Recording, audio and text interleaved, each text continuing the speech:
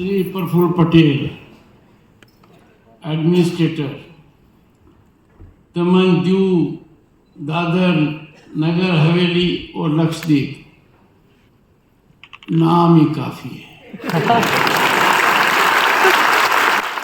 राजनीति चाहे जैसे करो, कोई मतलब नहीं है, अपने हिसाब से करो और दिल खोल के करो। कहते हैं ना कि गनगोरा पर तो घोड़ा दौड़ना ही चाहिए। चुनाव और जब देश को सवाल आवे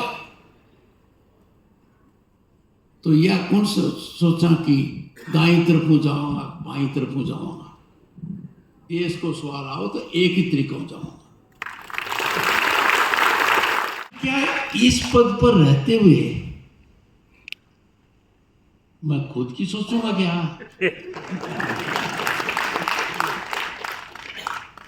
मैं प्रॉपर्टी की सोचूंगा क्या? ना, राष्ट्र की सोचूंगा। और जो कड़ी बात कहने की आवश्यकता है वो भी कहूंगा। मैं नहीं कहूंगा तो कौन कहेगा?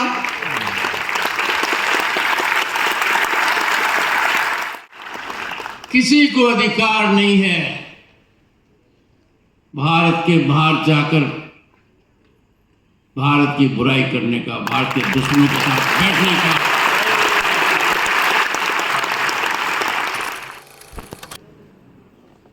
राम राम साहब, केम छो? मजाમાં?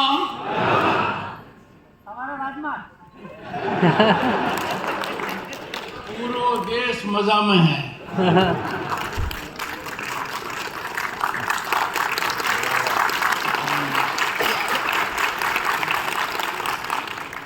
श्री प्रफुल्ल पटेल, एडमिनिस्ट्रेटर, दमन, दीव, दादर, नगर हवेली और लक्षद्वीप,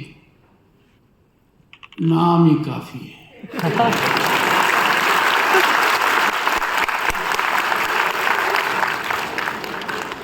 नाम का मतलब काम।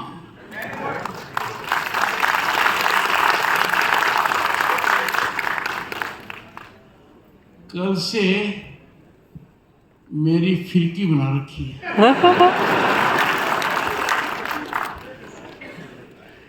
और जो भी देख रहा हूं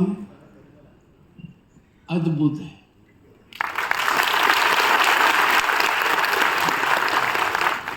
और आज का कार्यक्रम सभी कलाकारों के प्रति मैं नतमस्तक हूं।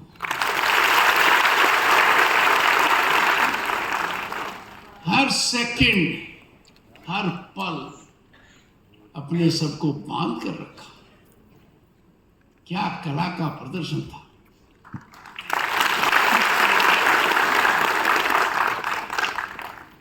कला का नाम आते ही श्रीमती कलाबेन डेलकर जी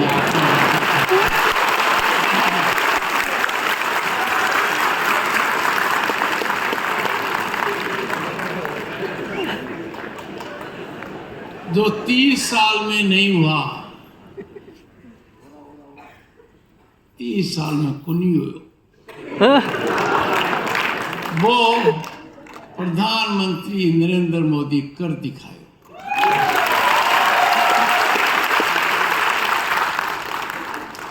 देश की महिलाओं को ऐसा उपहार दिया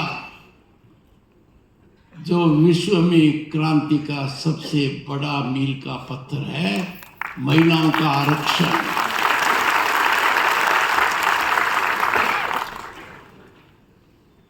एक तिहाई महिला कम से कम लोकसभा में होंगी, नंबर ज्यादा हो सकता है।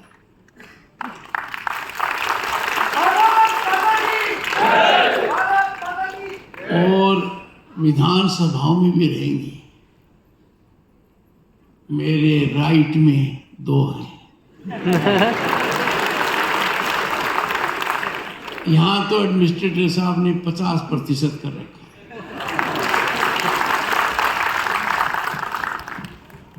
जो कुछ मैंने देखा है, आपकी काबिलियत तो है ही। यहाँ का प्रशासनिक ढांचा, यहाँ के अधिकारी साधुवाद के पात्र हैं। जिस लगन से वो काम कर रहे हैं और जो व्यवस्था हो रही है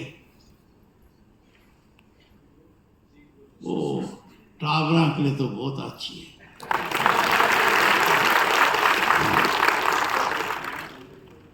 मेडिकल कॉलेज बनना कोई बड़ी बात नहीं है, पर इतनी अच्छी मेडिकल कॉलेज बनना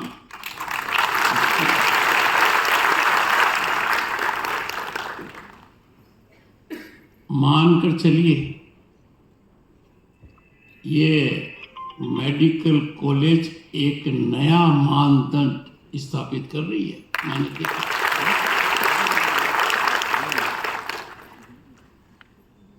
ग्राम घर देखा तो सरपंच साहब उस कुर्सी पर बैठेंगे, कल्पना नहीं कर सकता, देख रहा हूं।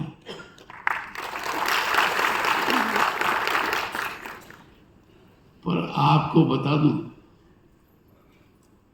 क्योंकि ये जो मजबूत है ना पगड़ी वाले,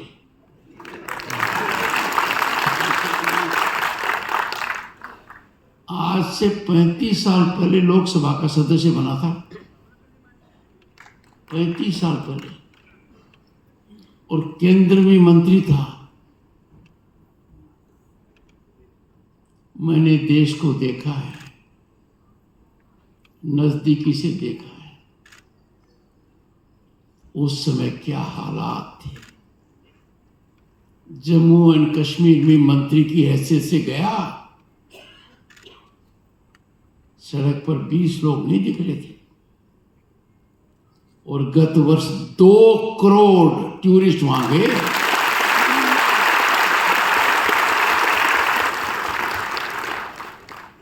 हमें पहली बार वकालत की हैसियत से बैंक से 6,000 रुपये का कर्जा लिया, इसको पता है। वो मैनेजर आज भी मेरी आंखों के सामने है, क्योंकि बैंक में जाते हुए भी डर लगता था। कमाल कर दिया भाई नरेंद्र मोदी ने, 50 करोड़ के तो अकाउंट ही खुलवा दिए सीधे।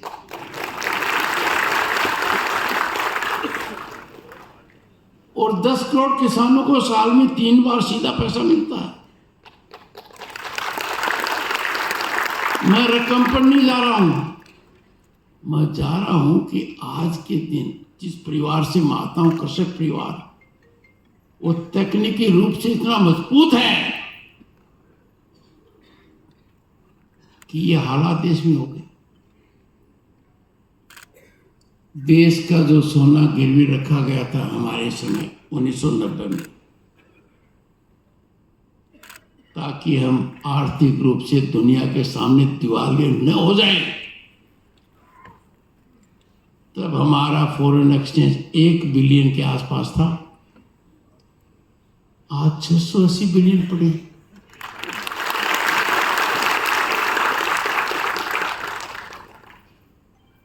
पतो लगाना पड़ेगा इलाके में, गुजरात में लोग के भोजन करें।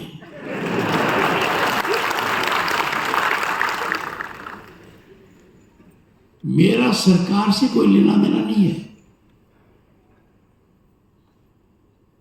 सरकार किसी भी पार्टी की हो,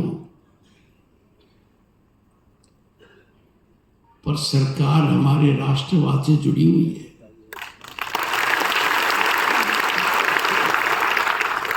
राजनीति चाहे जैसे करो, कोई मतलब नहीं है, अपने हिसाब से करो और दिल खोल के करो।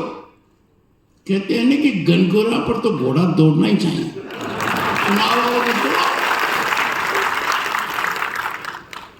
पर जब देश को सवाल आवे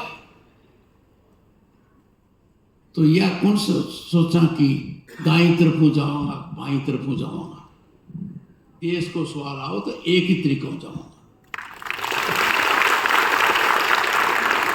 देश के अंदर या देश के बाहर, हमारा सबसे बड़ा धर्म है देश, देश भावना। भारतीयता हमारी पहचान है, भारतीयता हमारे खून में है। भारतीयता के लिए लड़ना है, जीना है, इसको आगे बढ़ाना है। और जो कोई यह न सोचे मैं की सोच ने सुधार लानो है।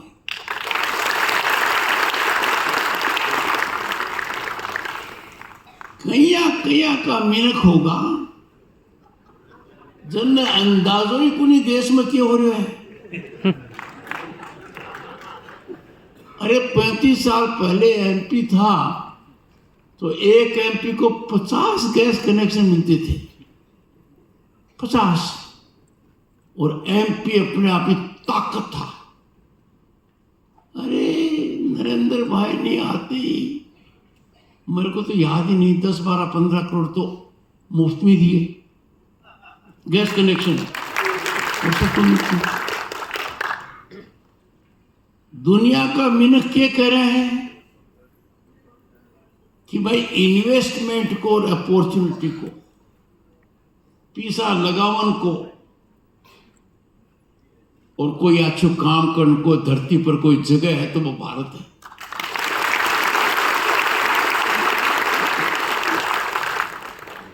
According to IMF, we are a favorite global destination of investment and opportunity.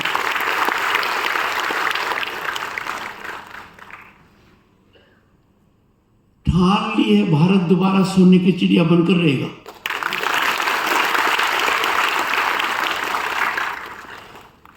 विश्व की 5वीं महाशक्ति है आज अर्थव्यवस्था में। किनको पीछे छोड़ा? ब्रिटेन को, कनाडा को, ब्राजील को, और जापान और जर्मनी की नंबर आ गया है। 2 साल में will be the 3rd largest global economy.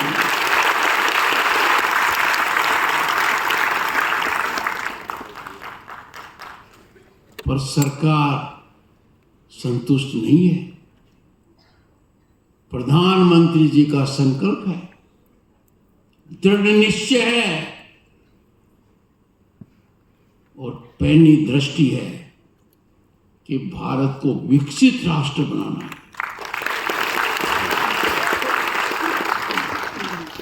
और देश में एक बहुत बड़ा महायज्ञ हो रहा है भारत को विकसित राष्ट्र बनाने का। उसमें हर किसी की आहुति जरूरी है। यहां जितने बैठे हैं सबकी जरूरी है। पर नींव तो पड़ गई, इमारत बन रही है। विकसित भारत को सपनों साकार होना निश्चित है। मेरा एक अनुरोध रहेगा हाथ जोड़कर, सपने में हर हालत में 24 घंटे राजनीति का शिकार नहीं होना चाहिए। राजनीति राष्ट्र से ऊपर नहीं हो सकती। विकास के मामले में राजनीति नहीं होनी चाहिए, क्योंकि आगे बढ़ना है तो राजनीति का भी एक समय होता है। We cannot be victim of excessive politicking at the cost of nationalism, progress of the nation and development.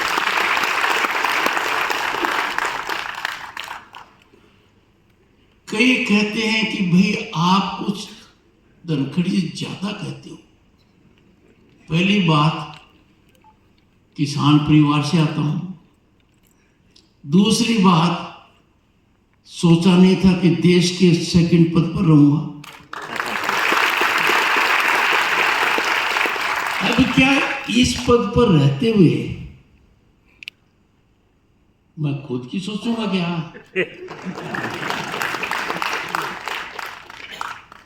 मैं प्रॉपर्टी की सोचूंगा क्या? ना, राष्ट्र की सोचूंगा। और जो कड़ी बात कहने की आवश्यकता है वो भी कहूंगा। मैं नहीं कहूंगा तो कौन कहेगा?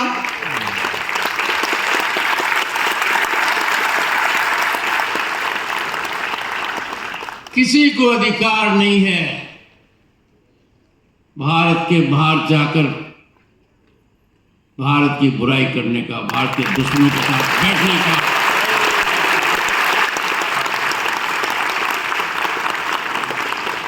जब भी हम देश के बाहर जाते हैं, हम देश के राजदूत होते हैं। हम राष्ट्रवाद के अलावा कुछ नहीं सोच सकते। और इसका सबसे बड़ा उदाहरण अटल बिहारी वाजपेयी प्रतिपक्ष के नेता थे, विरोधी दल के थे, सरकार कांग्रेस की थी। उन्होंने भारतीय दल का नेतृत्व किया क्योंकि एक ही लक्ष्य था, मेरा भारत महान, मेरा भारत, मेरा राष्ट्रवाद। आज के दिन देखा है मेडिकल टूरिज्म, सफारी टूरिज्म, अरे देश विरोधी टूरिज्म क्यों हो रहा है? बाहर जाएंगे, देश के खिलाफ कुछ न कुछ अंदर बातें करेंगे। ऐसा नहीं होना चाहिए। और ऐसे मौके पर यदि अगर हम चुप्पी छापते हैं, चुप रहते हैं, तो हम इस दुष्कर्म के भागीदार हैं। चुप नहीं रह सकते। हर चीज में बढ़ोतरी की गुंजाइश है। रोज हम देखते आ रहे हैं, आज जो करते हैं कल बेहतर कर सकते हैं। तकनीकी हमारा साथ देती है, पर भारत के हित पर कुठाराघात करना, भारत मां के सीने में चाकू घोंसने से कम नहीं है। और ये किसी भी हालत में बर्दाश्त नहीं करता। मैं आपको बस यही कहने आया था। बाकी जो देखा है बहुत अच्छा लगा।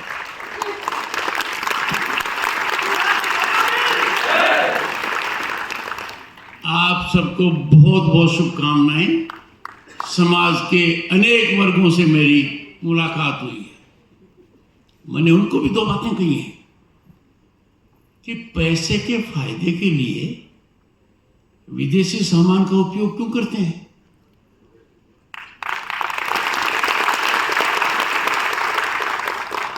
हमारे देश के अंदर फर्नीचर विदेश से आएगा क्या? बोतल विदेश से आएगी, पतंग भी विदेश से आएगा, दिया भी विदेश से आएगा, कैंडल भी आएगी, कर्टेन भी आएगी। देखिए, तीन बड़े नुकसान हैं। एक तो हमारा जो फॉरेन एक्सचेंज है वो बिना बचाए होता है, और दूसरा हमारे लोगों के हाथों से काम छीना जाता है, और तीसरा जो उद्यमी ऊपर उठ सकता है उसका मौका छीन रहे। तो एक व्यक्ति आर्थिक फायदे के लिए देश को इतना झटका दे, ठीक नहीं है।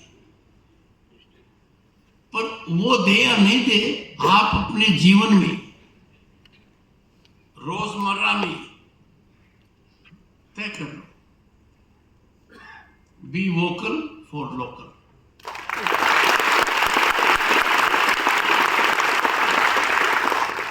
लोगों की पाचन शक्ति थोड़ी कमजोर है कि चाय पिलाने वाला गरीबी में पला भारत का प्रधानमंत्री कैसे बन गया? किसान का बेटा उपराष्ट्रपति कैसे बन गया? और ट्राइबल महिला, जनजाति की महिला राष्ट्रपति कैसे बन गई? पता कैसे बन गई? ये ताकत तारा लोगों की है।